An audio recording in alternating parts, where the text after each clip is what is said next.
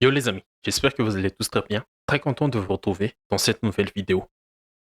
Dans l'ambiance très chaud bouillante du Parc des Princes, le Barça s'impose 3-2 contre le PSG pour ce match aller.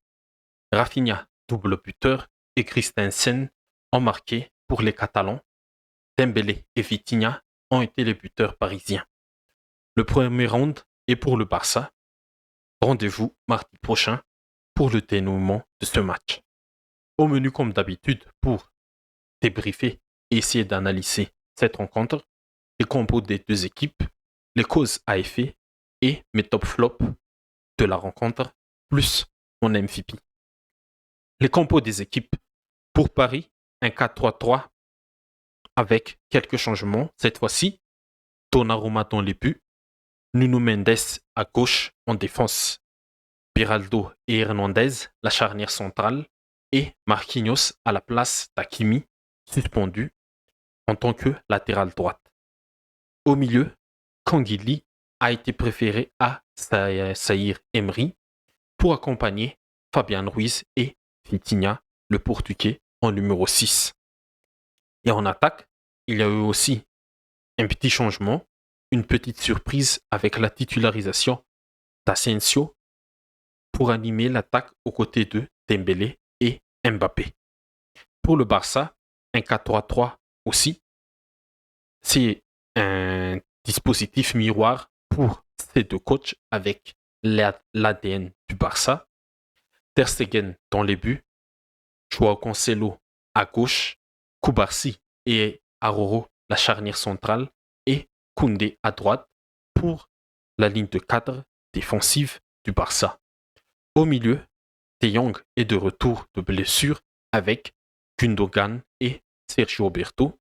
Et en attaque, Lewandowski est accompagné par Rafinha sur l'aile droite et Lamine Yamal sur l'aile gauche. Les causes à effet maintenant. Le premier point, c'est un Barça efficace. En première mi-temps, Paris a dominé le Barça dans le jeu, mais Paris n'a pas été efficace. Ils n'ont pas eu l'efficacité qu'il fallait dans ce type de match. L'intensité mise par les Parisiens a été bonne. La bataille du milieu a été remportée. Mais contrairement aux Catalans qui, eux, ont su être efficaces dans les deux surfaces durant cette première mi-temps. Et cela est dû grâce à un bloc défensif très discipliné pour contenir les offensifs des Parisiens. Face aux flèches offensives qui sont Dembélé, Mbappé, Nuno Mendes, le Barça a choisi de subir et a laissé totalement la possession aux Parisiens. Mais grâce à ce bloc défensif très discipliné en 4-4-2, les Catalans ont tenu la baraque et même ont réussi à éteindre l'attaque parisienne. Et les performances individuelles de Koubarsi, de Taroro, de Jules Koundé ont beaucoup aussi aidé le Barça défensivement. Le jeune Koubarsi qui a sorti une nouvelle fois une top performance en Ligue des Champions.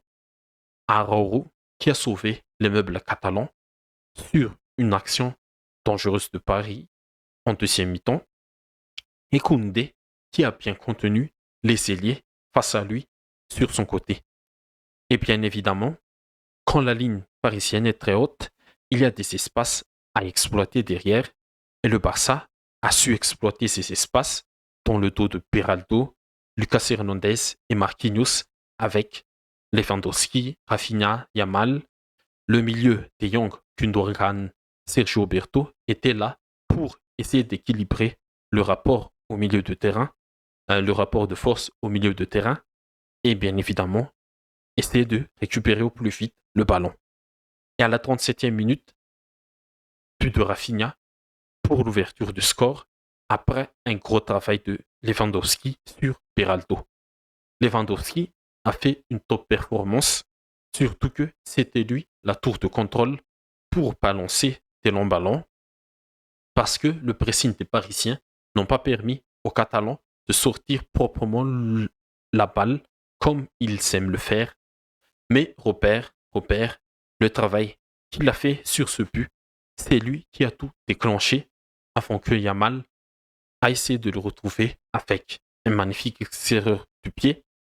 Mais heureusement que pour le Barça, Rafinha a bien suivi l'action jusqu'au bout pour conclure dans les buts désertés par Donnarumma. Et contre toute attente, le Barça ouvre le score et met Paris dans une mauvaise posture.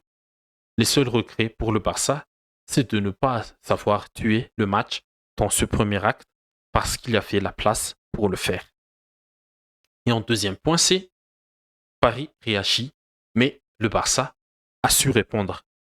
Paris réagit tout de suite avec un ajustement tactique de la part de Lucien Enrique et le PSG est rentré mieux dans cette deuxième mi-temps.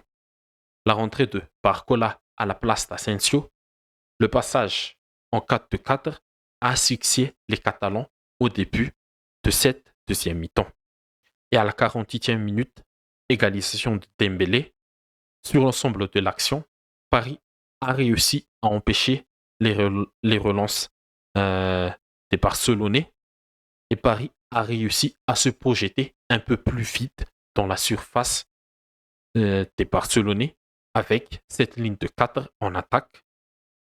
Et Dembélé, lui, il a fusillé avec son pied gauche Ter Stegen, un tir super puissant. Très belle entame du PSG dans le second acte et cette belle entame est récompensée par ce but égalisateur. Et 2 minutes plus tard, Paris prend l'avantage grâce à Vitinha. L'action est une nouvelle fois bien construite et ça part de Vitinha qui a renversé le jeu sur Lucas Hernandez et Barcola avec Canguilhi ont fait reculer la défense du Barça et la passe de Ruiz sur l'appel du milieu portugais dans le bon timing et Vitinha n'a plus qu'à ajuster Ter Stegen. 2-1 pour Paris. Et là, je me suis dit que le Barça va sombrer une nouvelle fois, vu leur déficit psychologique ces dernières années, surtout en compétition européenne. Pendant les 10 minutes qui suivent ce but de Vitinha, les Catalans n'ont plus rien proposé d'intéressant. Mais l'entrée de Pedri et de Joao Félix ont rééquilibré les débats. 62e minute, Pedri touche son premier ballon et il délivre une merveille de passe pour Rafinha qui ajuste Donnarumma d'une magnifique demi-volée caressée. De partout, c'est pas rien parce que le Barça a été dans un moment très très très faible, mais le coaching de Xavi avec ses entrées, les entrées de Pedri, de Félix, a remobilisé tout l'équipage. Et Pedri, Gundogan, De Jong, c'est la crème de la crème sur la qualité technique, la conservation de balle, le sens du jeu. Le rapport de force au milieu s'est inversé avec ces trois-là. Et même Christensen, qui est rentré à la place de De Jong, a équilibré un peu plus le milieu de terrain catalan.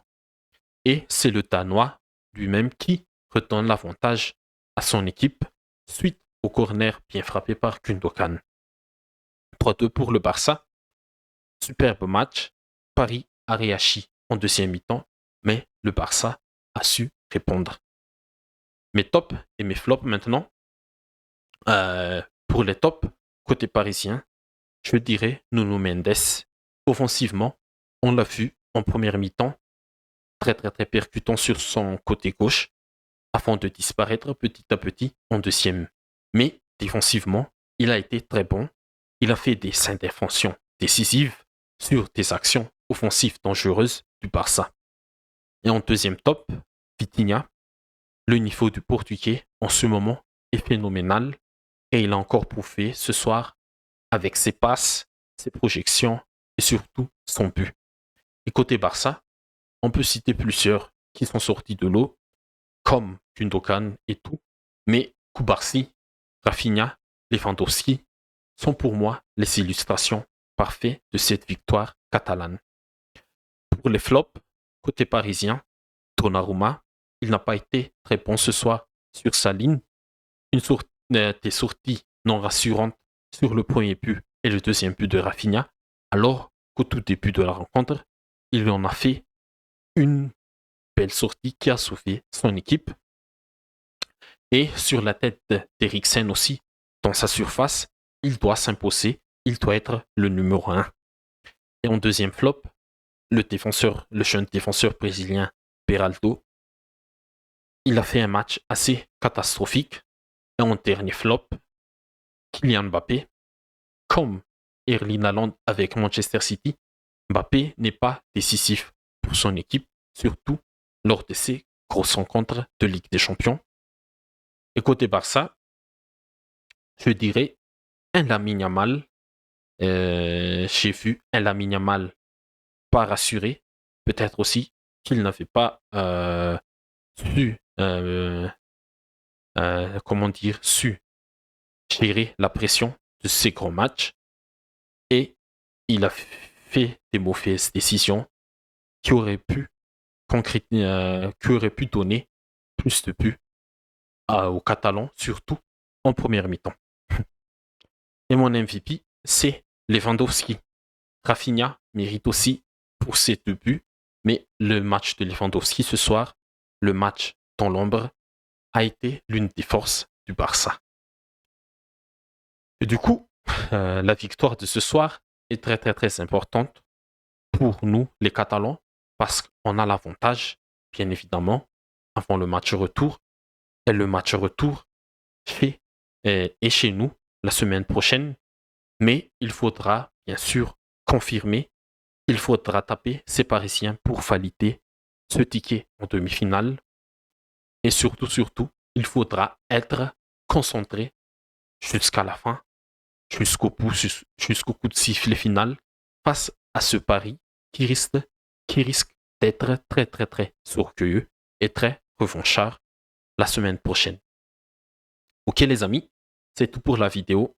Comme d'habitude, n'hésitez pas à liker, à commenter et à partager si vous l'avez aimé. Et surtout, n'hésitez pas à vous abonner pour ne pas rater les prochaines vidéos. Merci à vous tous et à la prochaine.